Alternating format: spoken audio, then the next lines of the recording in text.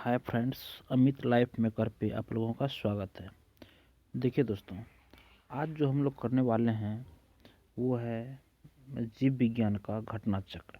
घटना चक्र का जीव विज्ञान का जितने सारे क्वेश्चन है वो करने वाले हैं। इससे पहले हम देखिए दो टॉपिक हम ख़त्म कर चुके हैं और आज हम करेंगे तीसरा टॉपिक।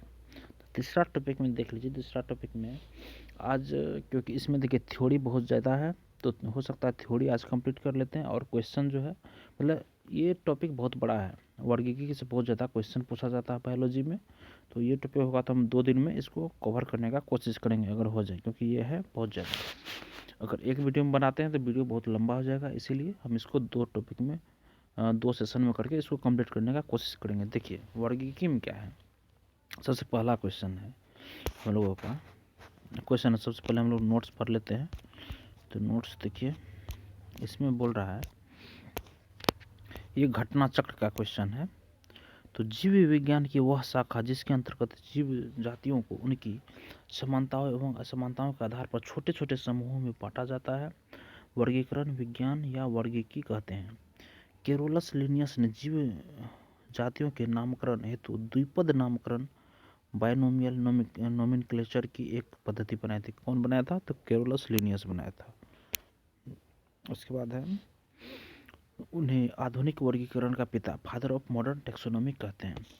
जीवों के वर्गीकरण के संबंध में विभिन्न वैज्ञानिकों ने अपने मत दिए, किंतु वर्तमान में व्हिटेकर ने 1969 के 5 जगत प्रणाली को मान्यता दी। इन्होंने समस्त जीवों को 5 जगत मोनेरा, एक सेकंड दोस्तों, 5 जगत जो है, पहला है मोनेरा, दूसरा प्रोटिस्टा, तीसरा कवक और चौथा पादप और 5वां है जंतु में विभाजित किया है। तो मोनेरा जगत देख लीजिए, R.H. व्हिटेकर के मतलब 5 जगत का ये एक मान्यता दिया था, वही हम लोग पढ़ रहे हैं। तो पहला है मोनेरा जगत। तो मोनेरा जगत को देखिए क्या बोलते हैं। मोनेरा जगत के अंतर्गत एक कोशिकीय प्रोकैरियोटिक जीवों को रखा गया है। इसमें माइकोप्लाज्मा, जीवाणु, साइनोबैक्टीरिया आदि जीवों को शामिल किया गया है। माइकोप्लाज्मा स्वतंत्र जीवन यापन करने वाले सूक्ष्मतम जीव है, अर्थात ये स्वयं विकास व प्रजनन करने में समर्थ सबसे छोटे जीव हैं। और है साइनोबैक्टीरिया। साइनोबैक्टीरिया को नीलहरित शैवाल भी कहते हैं। जीवाणु सरल, अति सूक्ष्म तथा एक कोशिकीय आदि जीव हैं। इन्हें मोनेरा जगत में रखा जाता है। प्रायः इनकी लंबाई 2 से 4 माइक्रोन तक होती है। इन्हें कंपाउंड माइक्रोस्कोप द्वारा देखा जा सकता है। ये मानव के लिए लाभदायक एवं हानिकारक दोनों हो सकते हैं। पोषण के आधार पर जीवाणु परपोषी हेटेरोट्रोपिक तथा स्वपोषी को ऑटोट्रोपिक कहते हैं जो होते हैं। स्वपोषित जीवाणु 2 प्रकार के होते हैं। पहला होता है प्रकाश संश्लेषी तथा दूसरा होता है रसायन संश्लेषी।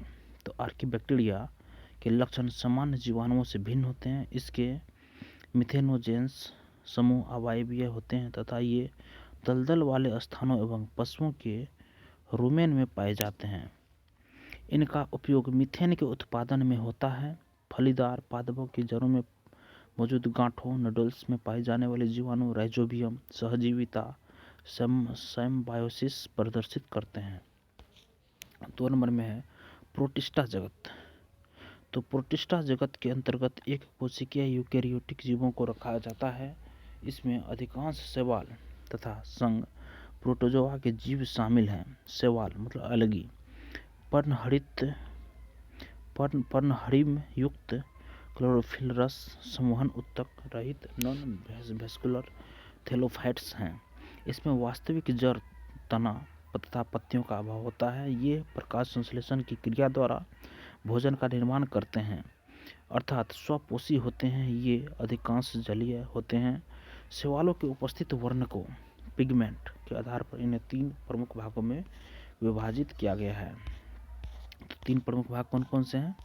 देखिए, पहला है क्लोरोफाइसी हरा शैवाल, 2 में है रोडोफाइसी लाल शैवाल, तीसरा है फियोफाइसी मतलब भूरा शैवाल, भूरे वर्ण के कारण होता है।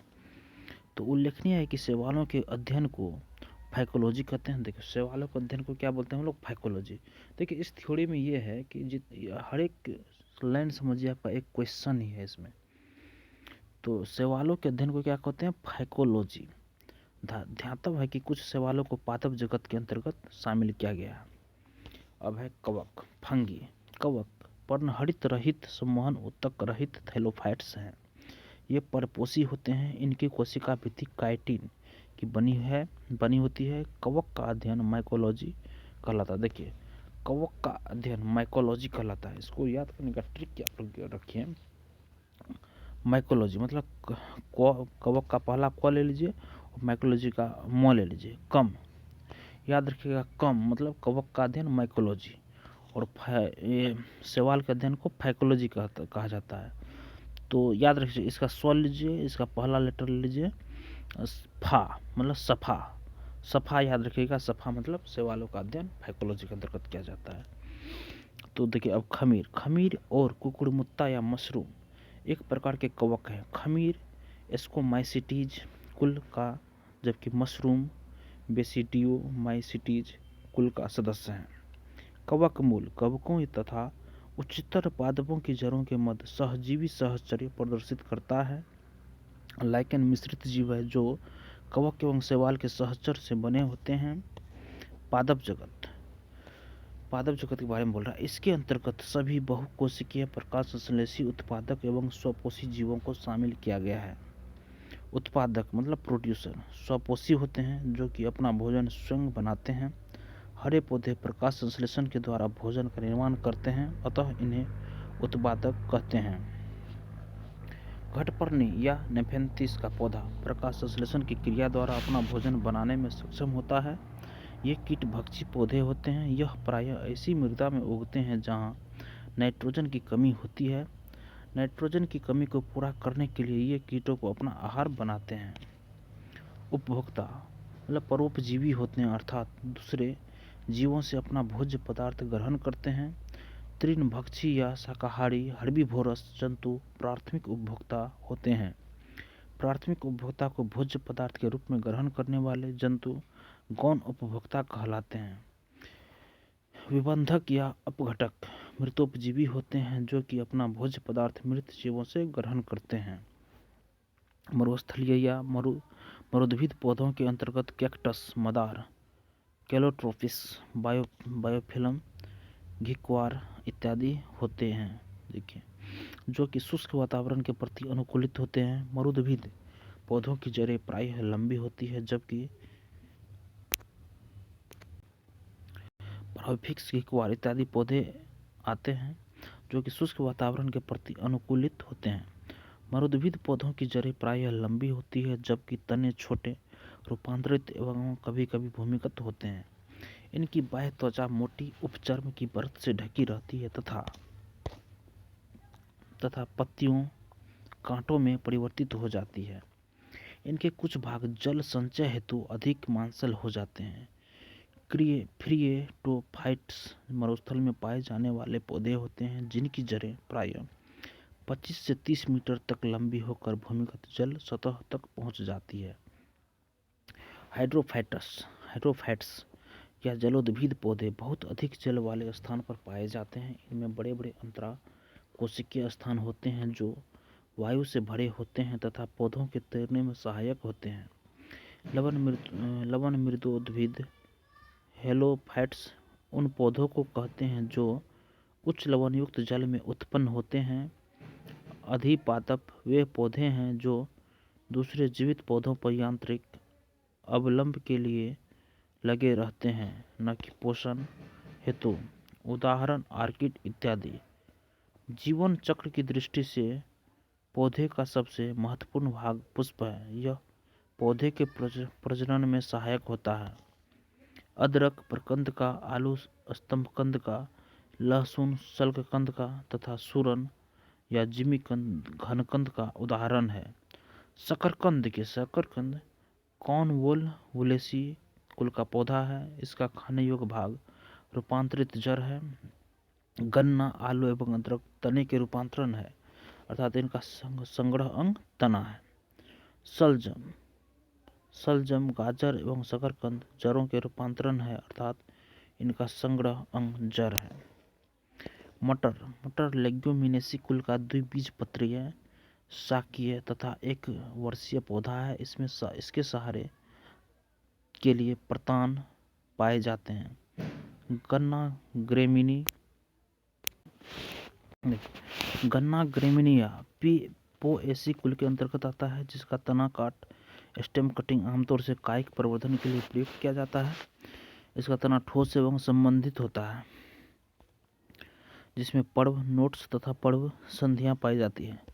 लौंग मिर्टेसी कुल के साइजियम एरोमेटिकम या यूजेनिया कैरियोफाइलेटा नामक मध्यम कद वाले सदाबहार वृक्ष की सूखी हुई पुष्प कलिका से प्राप्त किया जाता है। इसका उपयोग भोज्य पदार्थों तथा दंतशूल निवारक इत्यादि में किया जाता है। इसका जन्म स्थल इंडोनेशिया को माना जाता है तथा इसका उपयोग समस्त विश्व में होता है। केसर एक मसाला है जिसे इरिडेसी कुल के क्रोकस सेटाइवस नामक पौधों के पुष्प की वर्तिका तथा वर्तिकाग्र से प्राप्त किया जाता है। इसका उपयोग औषधि तथा भोज्य पदार्थ को स्वादिष्ट तथा सुनहला बनाने में किया जाता है। केसर में सेफ्रानॉल एवं पिक्रोक्लोसिन नामक रसायन पाया जाता है। भिंडी के पौधे का वानस्पतिक नाम एवेलमुस्कस एस्कुलेंटस है। इसका फल कैप्सूल प्रकार का होता है, जिसका संपूर्ण भाग खाया जाता है। हल्दी के पौधे का खाने योग्य भाग प्रकंद है, जो कि एक भूमिगत रूपांतरित तने का प्रकार है। इसका वानस्पतिक नाम कुरकुमा लौंग है। यह जिंजिबरेसी कुल का सदस्य है। इसका उपयोग औषधि, मसाले तथा रंग कारक इत्यादि के रूप में होता है। सहतूत, अनानास तथा कटहल का फल सोरोसीस कहलाता है। काजू व सिंघाड़ा का फल नट कहलाता है। सिंघाड़ा का बीज, जबकि लीची का बांसल बीज चोल खाया जाता है। सेब व नाशपाती का फल पोम, जबकि खीरा, खरबूजा व लौकी का फल पीपो कहलाता है। जब फल के निर्माण में अंडाशय के अलावा कुछ अन्य भाग भी शामिल हो तो ऐसे फल को असत्य फल कहते हैं। उदाहरण सेब, काजू, नाशपाती आदि। घृतकुमारी या एलोवेरा एक औषधीय पौधा है। गन्ना तथा कपास नकदी फसलें हैं। महुआ एक उष्णकटिबंधीय वृक्ष है जो भारत के मैदानी क्षेत्र में पाया जाता है। इसके फल से तेल तथा इसके फूल से शराब बनाई जाती है। कुनैन मलेरिया के उपचार के लिए एक प्रमुख औषधि है, जिसे सिनकोना नामक आवृतबीजी पौधे की छाल से प्राप्त किया जाता है। मलेरिया निदान हेतु आर्टिथर नामक औषधि बीजीय पादप सीडेड प्लांट से तैयार की जाती है। एट्रेविन, क्लोरोक्विन इत्यादि औषधियाँ भी मलेरिया निदान हेतु प्रयुक्त की जाती हैं। सन, पटसन तथा जूट के तनों की रेटिंग से रेशा प्राप्त किया जाता है, जबकि कपास को फलों में स्थित बीज के बीज आवरण से लगी रेशों से प्राप्त करते हैं। ये दो प्रकार के होते हैं, एक बड़ी लिंट रेशा तथा दो छोटी फज रेशा। लिंट रेशे व्यापारिक तौर पर अधिक महत्वपूर्ण होते हैं। कपास का प्रमुख रासायनिक घटक सेलुलोज है, जिसकी मात्रा 91 से 94% तक होती है। इसमें जल लगभग 6 से 8% तथा सूक्ष्म मात्रा में वसा, प्रोटीन, प्रोटोप्लाज्म, खनिज, लवण आदि पाए जाते हैं। पपीता का वानस्पतिक नाम कैरिका पपाया है। इसमें उपस्थित पेपेन एंजाइम प्रोटीन के पाचन में सहायक होता है। देखिए, इसका पीला रंग इसमें उपस्थित कैरिका जेंथिन नामक वर्णक के कारण होता है। सेब के फल में लाली के कारण एंथोसाइनिन नामक वर्णी लवक है। लाल नारंगी के वर्णक जैसे कैरोटीन गाजर में, टमाटर में लाइकोपिन वर्णक, पीले रंग के वर्णक जैसे जेंथोफिल हल्दी में तथा चुकंदर में विटर्निन वर्णक होते हैं। अफीम के पौधे का वानस्पतिक नाम पेपावर सोमनिफेरम है। इसे सामान्य ओपियम पॉपी कहते हैं। इससे नोस्कापिन, पेपावरिन, कोडीन, हेरोइन, अफीम, मॉर्फिन आदि औषधियाँ प्राप्त की जाती हैं। मॉर्फिन पौधे के अपरिपक्व फलों से प्राप्त की जाती है। लहसुन तथा प्याज की अभिलाक्षणिक गंध का कारण इसमें उपस्थित सल्फर यौगिक है। प्याज के छिलके उतारने पर आंसू आने का कारण प्याज से निष्कासित सल्फेनिक अम्ल है। मिर्च का तीक्ष्ण या तीखा स्वाद उसमें उपस्थित कैप्सेइसिन नामक पदार्थ के कारण होता है। इसका रासायनिक सूत्र C18H27NO3 है। वनस्पति विज्ञान में किसी पररो को कली या कलिका कहते हैं। यह किसी पत्ती के कक्ष पर या तने के अंतिम छोर पर उत्पन्न होती है। कॉर्क, ओक, नामक वृक्ष की छाल से प्राप्त किया जाता है, जिसका वानस्पतिक नाम क्वेकर्स सुबर है। इस पौधे का उत्पत्ति स्थल भूमध्य सागरीय क्षेत्र है। जंतु जगत के अंतर्गत समस्त कशेरुकी तथा अकशेरुकी जीवों को शामिल किया गया है। जीव वैज्ञानिकों के अनुसार जीव जगत में सबसे अधिक संख्या कीटों की है। कीट आर्थ्रोपोडा संघ के अंतर्गत आते हैं। कुल ज्ञात जंतु जातियों लगभग 15 लाख में से लगभग 60% 9 लाख आर्थ्रोपोडा संघ के हैं। पादप जातियों की संख्या लगभग 4 लाख है। प्रायः सभी एक कोशिकीय जीवों में अलैंगिक विधि द्वारा जनन होता है।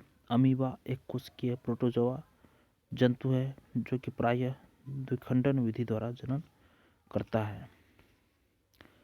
इसमें बोल रहा देखिए ये क्या है, व्हिटेकर के 5 जगत प्रणाली के अनुसार जीवों का वर्गीकरण जो किया गया था। सबसे पहले देखिए मोनेरा में किया गया था, जो कि एक कोशिकीय प्रोकैरियोटिक जीव था, जैसे कि माइकोप्लाज्मा और जीवाणु।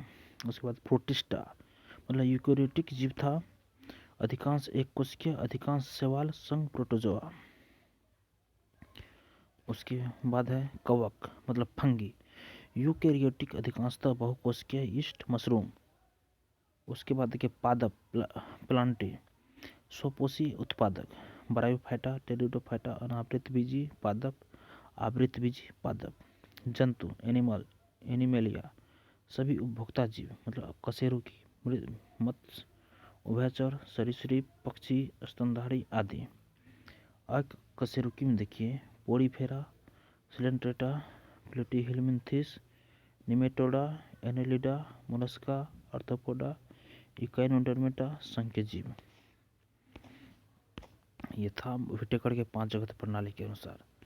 अब देखिए केकड़ा मेले कोस्ट्रेका वर्ग, जबकि बरूथी बिच्छू तथा मकड़ी एरिक्निडा वर्ग से संबंधित आर्थ्रोपोडा संघ के अकशेरुकी जंतु हैं। टिक एंड माइट वास्तव में मकड़ी वंशी होते हैं, जो कि एरेनिगन के अंतर्गत आते हैं। इनके उपांग संधियुक्त तथा शरीर द्विपार्श्वीय एवं त्रिस्तरीय होते हैं। कीट वर्ग क्लास टेक्स्टा में है के अंतर्गत आने वाले जंतुओं में 3 जोड़ी पैर पाए जाते हैं। जुगनू या खगोत कीटों का एक परिवार है। इनमें चमक ल्यूसीफरेज नामक एंजाइम के कारण होती है। मादा मच्छर के मुख उपांग पक्षियों एवं स्तनियों की त्वचा में चुभकर रक्त चूसने के लिए उपयोजित होते हैं, जबकि नर मच्छर के फल फूलों का रस चूसने के लिए कीटों में ट्रैकी द्वारा श्वसन हेतु वातक तंत्र तथा उत्सर्जन मेलपिघी नलिकाओं द्वारा होता है। रेशम के कीट से रेशम की प्राप्ति होती है। रेशम का कीट शहतूत के पत्तों पर पनपता है। लाख केड़िया लक्का एवं लसीफर लक्का नामक कीट द्वारा प्राप्त होता है। मधुमक्खियां सामाजिक कीट है जो फूलों से मकरंद इकट्ठा कर शहद का निर्माण करती है। मोती वस्तुतः मोलस्का संघ के जीव पिकटेडा या पर्ल ओयस्टर द्वारा प्राप्त किया जाता है। इकाइनोडर्म समुद्र में पाए जाने वाले पंचतई अड़िय सममिति वाले ड्यूट रोस्टोमी यूसिलोमेट यूमेटाइडजोआ होते हैं। इनके शिशु प्रावस्था में शरीर की सममिति द्विपार्श्वीय होती है। इकाइनोडर्म प्रायः अंडज होते हैं, किंतु कुछ पिंडज या सजीव प्रजक होते हैं। ऑक्टोपस सिफेलोपोडा वर्ग का एक मृदुकवची जंतु है, जिसे डेविल फिश के नाम से भी जाना जाता है। ऑक्टोपस को इसके सिर पर 8 भुजाएं पाई जाती है। विशाल स्क्विड्स तथा कोलोसस स्क्विड्स सबसे बड़े अकशेरुकी हैं। कोलोसल स्क्विड्स की लंबाई अपेक्षाकृत कम किंतु वजन अधिक होता है। समतापी अर्थात गर्म रुधिर वाले वे जंतु होते हैं जिनके शरीर का ताप वातावरण के ताप से प्रभावित न होकर सदैव एक सा रहता है। इसके अंतर्गत पक्षी तथा स्तनधारी आते हैं। असमतापी अर्थात ठंडे रुधिर वाले वे जंतु होते हैं जिनके शरीर का ताप वातावरण के ताप के अनुसार घटता बढ़ता रहता है। इसके अंतर्गत मत्स्य, उभयचर, सरीसृप इत्यादि जंतु आते हैं। अब देखिए रात्रिचर जंतु, इसमें है नॉक्टर्नल एनिमल मतलब दिन में आराम करते हैं किंतु रात्रि में सक्रिय रहते हैं। इन जंतुओं में प्रायः श्रवण तथा घ्राणेन्द्रियां अत्यधिक विकसित होती है एवं दृष्टि क्षमता विशेष अनुकूलित होती है। मच्छर, चमगादड़, उल्लू, कीवी इत्यादि जंतु प्रायः रात्रिचर होते हैं। कुछ जंतुओं के नाम मछलियों के नाम से मिलते जुलते हैं, परंतु ये वास्तविक मछलियां नहीं है। जैसे जेलीफिश, निडेरिया, सितारा मछली, स्टार फिश, इकेनोडर्म, रजत मीनिया, सिल्वर फिश, किटवर्ड, cuttlefish, mollusc, hagfish, cyclostomata, devilfish, mollusc, crayfish, arthropoda आदि। उसके बाद है कुछ वास्तविक मछलियां हैं, जैसे flying fish, catfish, pipefish, paddlefish, goldfish, globefish, catfish, ये सब वास्तविक मछली है। तो ये डॉग फिश स्क्वेलियोडॉन को कहते हैं, जो कि एक उपास्थि मीन है। समुद्री घोड़ा या अश्वमीन हिपोक्रेटस को कहते हैं, जो कि वास्तविक अस्थिल मीन है, मतलब बोनी फिश है। मछलियाँ में शोषण के लिए गलफड़े पाए जाते हैं, जो कि पूर्णतः जल में घुली ऑक्सीजन O2 को ही ग्रहण करने के लिए अनुकूलित एडेप्टेड होती है। सर्दियों के मौसम में झीलों तथा नदियों की केवल ऊपरी परत ही जमती है, जबकि नीचे की परत का जल अपने तरल रूप में ही विद्यमान होता है। इसलिए मछलियाँ तथा अन्य जलीय प्राणी जमी हुई झीलों व नदियों में भी जीवित रह सकते हैं। एम्फीबिया अर्थात उभयचर वर्ग के अंतर्गत ऐसे जंतु आते हैं जिनका शरीर जलीय एवं स्थलीय दोनों प्रकार के जीवन के लिए उपयोजित होता है। एम्फीबिया में उभयचर वर्ग है, जो कि जल और स्थल दोनों जगह रह सकता है। सरीसृप रेप्टिलिया वर्ग के अंतर्गत कछुआ, मगरमच्छ, सर्प इत्यादि जंतुओं को शामिल किया जाता है। अधिकांश सर्प विषहीन होते हैं, जबकि कुछ प्रजातियां जैसे करैत, कोबरा, वाइपर आदि विषैले होते हैं। विषैले सर्पों में ऊपरी जबड़े की मैक्सिली हड्डियों के 1 से 3 जोड़ी, प्रायः एक जोड़ी बड़े व पीछे की ओर मुड़े विषदंत तालु से मुख गढ़ासन गुहिका में उभरे होते हैं। यह मैक्सिलरी दंत, जंभिका दंत ऊपरी जबड़े में ही स्थित विष ग्रंथियों से संबद्ध होते हैं। विष ग्रंथियां कशेरुकी प्राणियों की लार ग्रंथियों के समान होती है। चमगादड़ आकाश में उड़ने वाला एक रात्रिचर स्तनधारी प्राणी है, जो पक्षी वर्ग में नहीं आता। कंगारू चूहा देखिए, बिना पानी पिए सबसे लंबी अवधि तक जीवित रह सकता है। उसमें यह अनुकूलता उसके उत्सर्जन तंत्र वृक्क की विशेष संरचना व कार्यप्रणाली के कारण होता है। ब्लू व्हेल पृथ्वी पर पाया जाने वाला सबसे बड़ा स्तनपायी जलीय जीव है। इसकी लंबाई लगभग 33 मीटर तथा वजन 180 मीट्रिक टन से भी अधिक होता है। स्पर्म व्हेल मतलब विशालतम दांत वाली मांसाहारी व्हेल है। इसकी लंबाई अनुमानतः 50 से 55 फीट एवं वजन 35 से 45 टन होता है। समुद्री शेर सी लायन, सील या फोका, वालरस तथा डॉल्फिन भी जलीय स्तनधारी है, जिसमें डॉल्फिन सिटेसिया गण जबकि अन्य तीनों कार्निवोरा गण के अंतर्गत आते हैं। डॉल्फिन अत्यंत ही बुद्धिमान जंतु है। गंगा नदी में पाई जाने वाली डॉल्फिन को राष्ट्रीय जलीय जीव घोषित किया गया है। समुद्री गाय सीको एक विशाल शाकाहारी जलीय स्तनधारी जीव है। एकिडना एवं प्लेटिपस एकमात्र अंडे देने वाले स्तनपायी जीव है।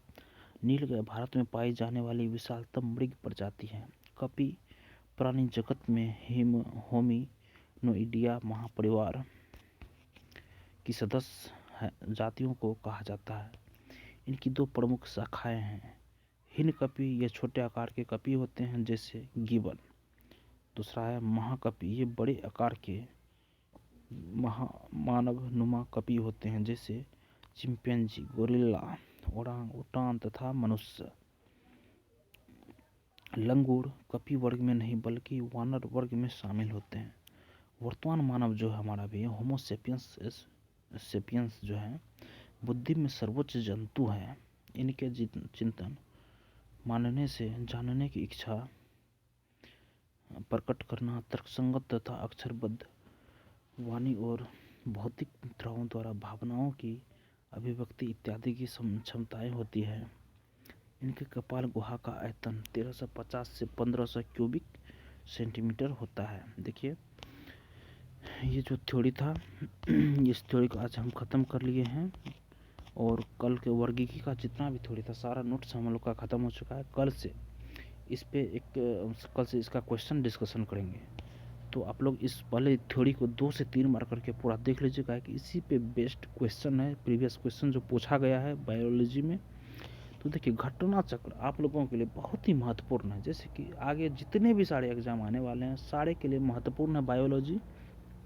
खास करके जैसे कि अभी बीपीएससी का पीटी 71वीं जो होने वाली है उनमें बायोलॉजी से कम 10 से 15 क्वेश्चन पूछा जाता है उसमें।